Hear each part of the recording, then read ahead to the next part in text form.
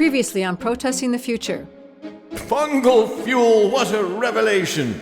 Fuel that replicates itself faster than we can use it up. This is the emergency broadcast system, transmitting on all Epsilon 3 devices. Breaking news! Reports are coming in from all over the planet. Self-replenishing fungal fuel is replenishing itself right out of the storage facilities, consuming everything in its path. Gaudium, sole survivor of a planet destroyed by fungal fuel, hitches a ride to destiny with Ace. Since only the original writer of a destiny can change what's written, Gaudium locates the being who wrote her world out of existence. Pick up your pen. Now, let's make some additions to your work. There is a remote island on Epsilon 3 not yet goosooned. 4 ships managed to escape. Remote island. 4 ships escape. They head off for Delaran and the home planets of the editor, the copy aide, and fact-checker Fran.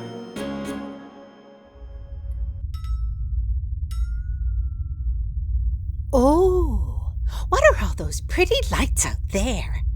Those are stars, ma'am. You see them out the windows of the Destiny offices every day.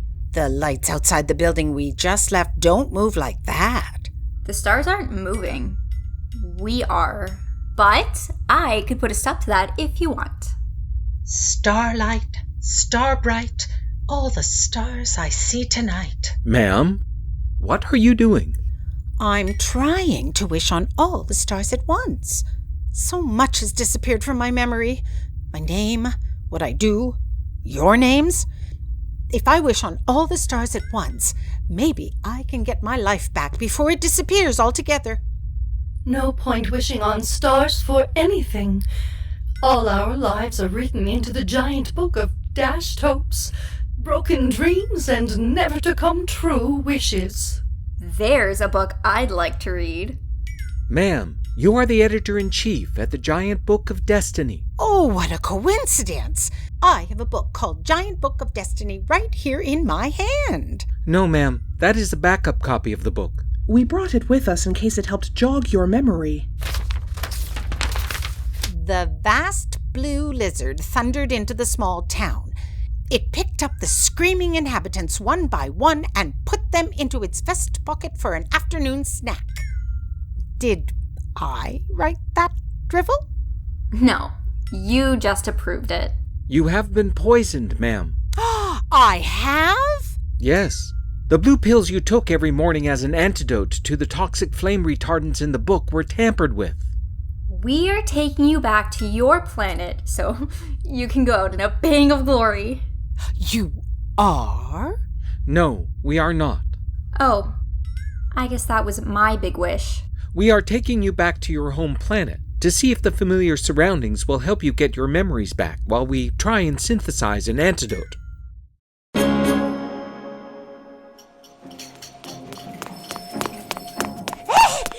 Copy!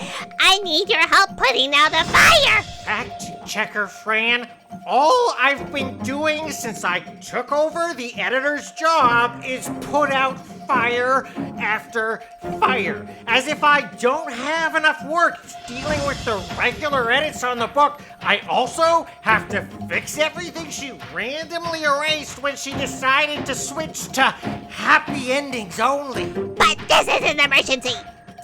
Fire! Fire! Yes, what fire? The Genesis she forgot to approve in the Orion system? The authorization she neglected to give to end war between helium and nitrogen on the giant gas planet in the Alberian system? Oh, that's causing a big stink. But no, this has nothing to do with the book. This catastrophe is right here in the building.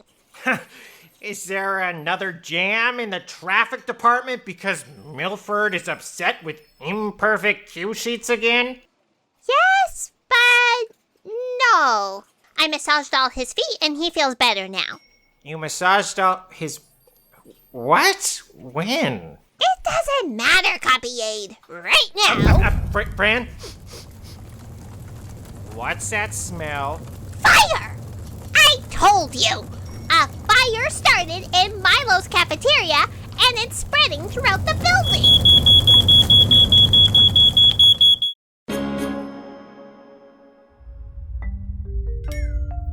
Thank you, Guardian. Thank you, Gaudium, for keeping me company on this trip to... Your home planet. Why are we going there again? Because Ace thought the familiar surroundings of your home planet might help you regain your memories. Losing your memories is a terrible thing. Having all your memories can be terrible too. Let me tell you some of the things I remember. I used to deliver the most extraordinary flowers ever seen all over the galaxy.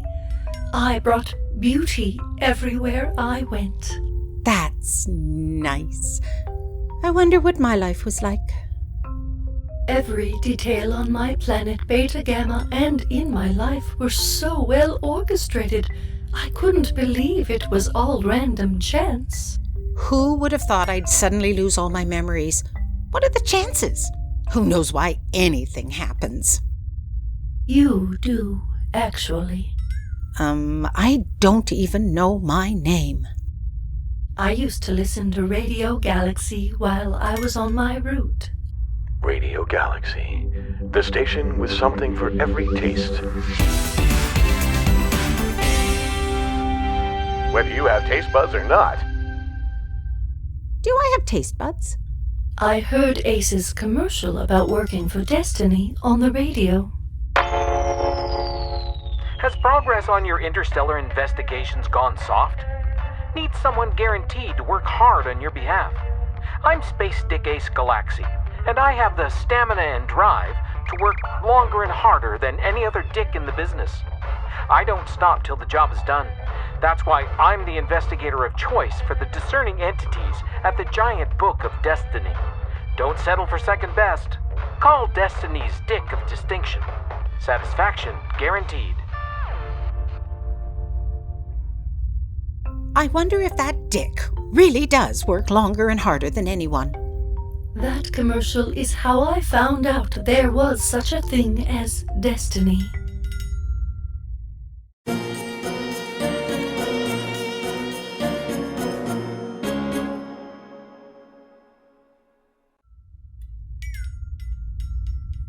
Phoenix, how is the analysis of the poison from the editor's blue pills going? I think I have made a breakthrough, Ace. You were able to isolate the poison using the state-of-the-art lab Captain Petalsurp installed? Not quite yet, but I was able to determine it was designed as a slow-acting poison, programmed to chip away at the memory bit by bit.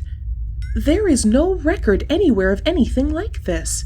Yeah, it's some sort of one-of-a-kind poison. Like me. So what's your breakthrough then? I believe the poison was tampered with after it was created. The exteriors of the pills were all infused with the noxious fumes of an eternity eraser. The giant eraser the editor is always waving around? No. Maybe if you put down your knitting needles once in a while and joined us for a drinky drink, you'd know. Eternity eraser is a 2,000 proof drink. Dee was actually the one who detected the residue on the pills. Since Phoenix won't let me finish my countdown, I have to find other ways to blow myself to smithereens in the meantime. Why would someone pour it over the pills? No one would do that. It would have melted them. Fumes, she said. Get with the program, Needles. The fumes seem to have interfered with the way the poison was supposed to work. They made the poison go from sub-light speed to warp 10. You mean to say the vapors accelerated the speed the poison worked? Once I found out destiny was written, I had to find out more. Look at my fate, isn't it great? There's so much on my destiny plate. Did I ever used to sing before? I like it. Suddenly, the Destiny delivery ships I'd always seen in the space lanes took on a whole new meaning. The minute you shot through my space, I could see you were a ship of distinction, a real high flyer. good looking, such sleek lines. Wouldn't you like to know what's going on in my mind? Hey, I'd like to know what's going on in my mind. I followed one of the Destiny delivery vehicles to a ship stop in the Syrian asteroid belt. It turned out the stop was a hangout where Destiny writers liked to unwind.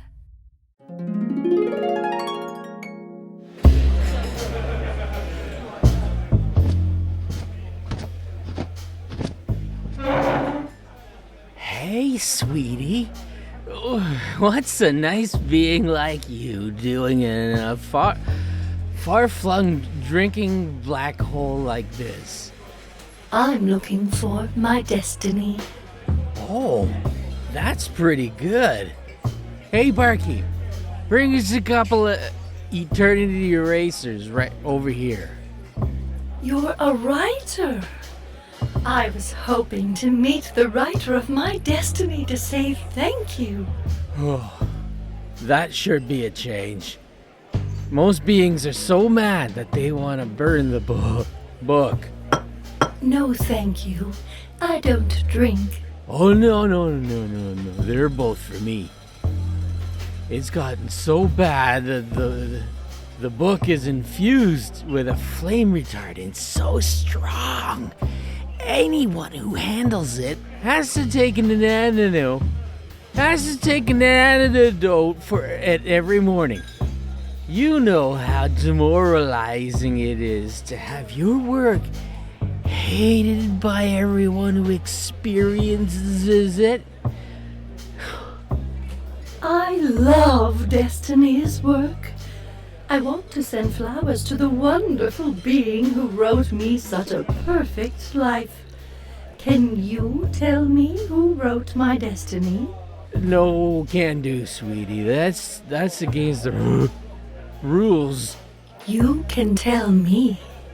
Well, maybe I can tell you. You could call someone at Destiny and ask who wrote Beta Gamma. Let me call somebody at Destiny to see who wrote Beta Gamma.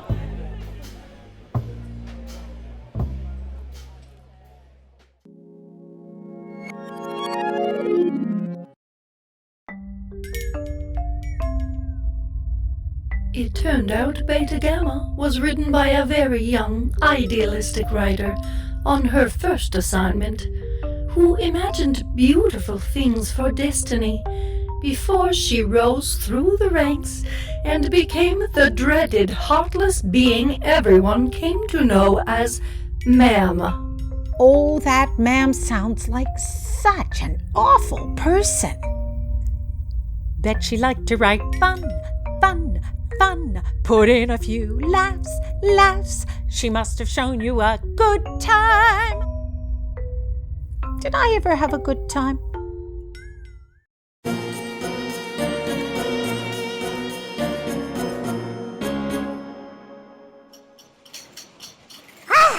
The fire is out, Copy Aid. Yes. And you finished fixing all of the editor's unauthorized erasures. Yes.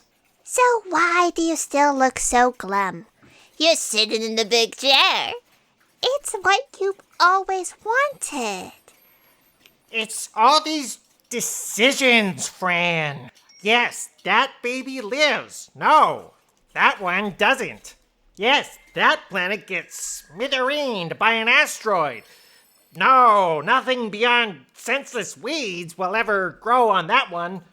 It's not like you're writing all that unpleasant stuff, Copy Aid. No, but I'm approving it. I have the final word. When everyone looks back through the book to see who was responsible for the collision between Andromeda and the Milky Way, they won't see the name of a nameless writer. They'll see mine.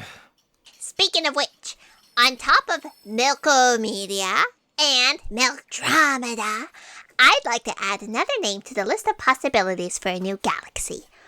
What about Andromeda Way? Naming the thing is the least of my concerns. Untold numbers of planets are going to be destroyed when the collision happens. It's what the editor was working on before she lost her mind. Now I'm going to be responsible for it. I know you don't drink coffee. Would you like a cookie? I'm having an existential crisis here, fact-checker Fran. Oh, I've had plenty of those since I started working here. You were always the one who helped me out of them, Copy 8. Me? Yes! You always said, Fran, stop being such an idiot and just do your job. That helped? when I focused more closely on the facts, I also saw the light on the other side of the darkness. Like the bright light of possibility shining in all the nascent stars in a stellar nursery that evolved in the remnants of a supernova. Fact-checker Fran, what have I told you about taking notes for Fran fiction while you're on the job? Hey, that's the frequency Phoenix always uses. Maybe Ace has some news about the editor. Oh, put it through. Ace, do you have any news for us? Maybe. Phoenix has managed to isolate the poison that was used in the editor's blue pill. What is it?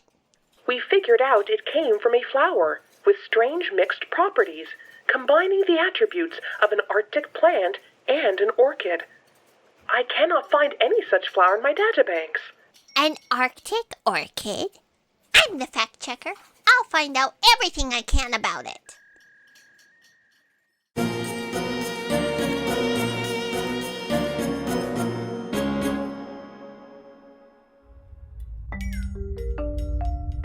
When I got back to Beta Gamma to pick the flowers I was going to get to the writer to deliver to you, I found my extraordinary, magnificent, unparalleled planet had been goose-zoomed and I was left alone in the world. An incomprehensible travesty. And then Ace picked me up and brought me to Destiny, where I could meet the one being in all of creation who could change my fate. Who was that? You. You were the original writer for Beta Gamma. You can change what happened in the backup copy of the Giant Book of Destiny. Shall I write you some fun? Shall I add a few laughs? I can show you a good time. How about I dictate and you write? How about you dictate and I write?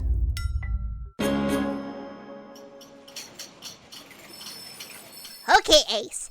I went through all the facts. Arctic orchids were only ever written on one planet. Beta Gamma. Yes! Beta Gamma! How did you know? After Phoenix told me the poison came from a flower, I remembered Gaudium told us she was a flower delivery person. I couldn't believe it was a coincidence. There are no such things as coincidences, Ace. Sometimes circumstances seem magic, but it's all pre-written. Oh, Fran, again, this is no time to indulge in your writing fantasies.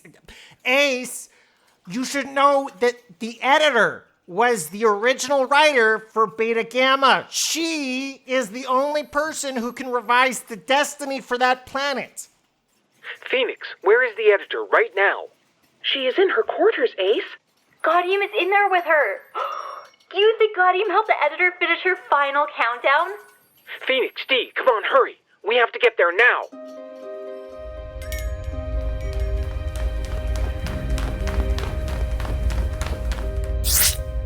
Who are you? No one is allowed into my quarters unless I summon them. Ma'am, are you okay? Who's ma'am? She doesn't look like she started her countdown to me. Get away from her, Gaudium. You don't want me to get away from her, Ace? Yes, I do. No, you don't. Actually, I do. Your persuasive tricks won't work on me now, Gaudium. See these glasses I'm wearing? Phoenix shape-shifted them on for me.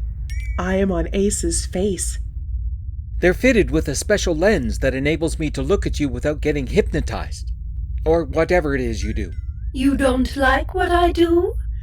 Blame her. She created me. So you decided to take revenge on your creator. I can get behind that. No. I went back to my planet to get a bouquet of the most beautiful flowers we grow, to deliver to her as a thank you for the most extraordinary existence anyone could ever hope for. But when you got back to your planet, it was consumed.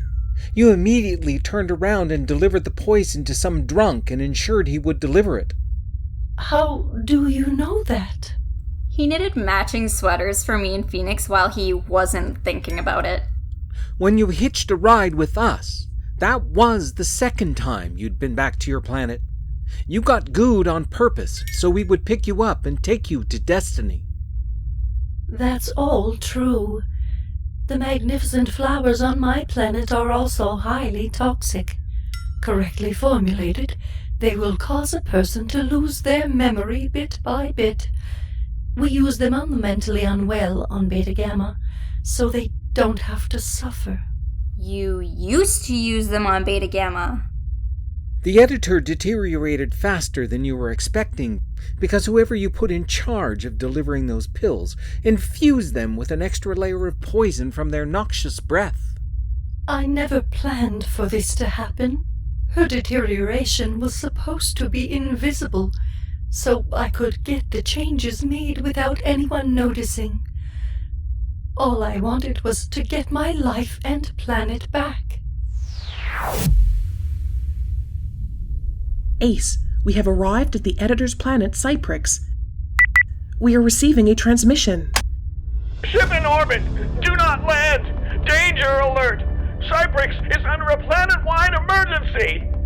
Cyprix, this is the good ship Phoenix. What is the nature of your emergency? A ship with some sort of goo landed here an hour ago. The goo is consuming everything it touches. There's no way to stop its spread. We don't know how long we have. Stand by, Cyprix.